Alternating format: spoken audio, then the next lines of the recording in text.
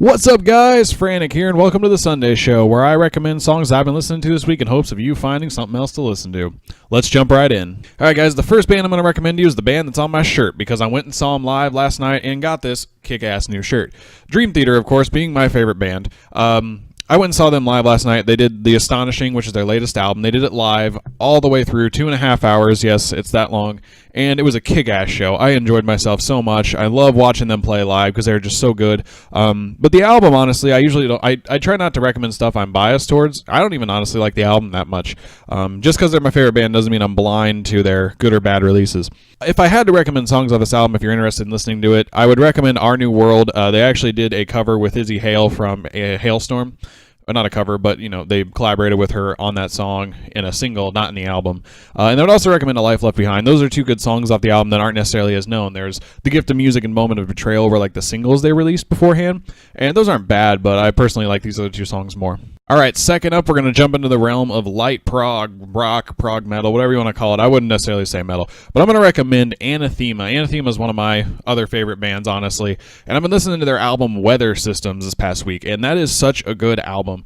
Back when I first found out about them, I didn't realize how much I enjoyed the dynamic of a male and a female vocalist singing together, and when I was searching around like Reddit and other websites trying to figure out just what to listen to, when I was asking about different types of bands that do that and like what else in Anathema's discography I would truly enjoy, not only did they say all of their discography, of course, but they did say Weather Systems would melt me. Like literally, they said Weather Systems will melt you, and I underestimated what they were saying. So I would recommend this album, and I would recommend one song to listen to if you really like it. I would keep going, but The Storm Before the Calm is a really good song off of this album.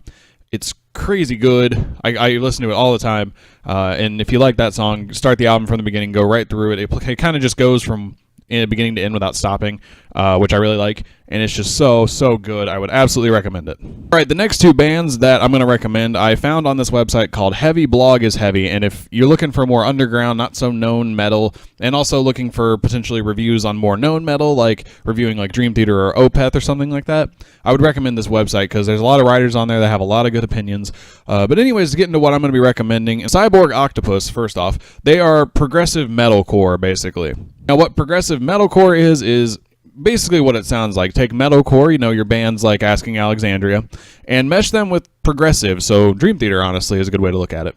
So if you match those two together, what are you going to get? You're going to get really technical guitarists, drummers, bassists, all that stuff, and you're going to get some really harsh vocals.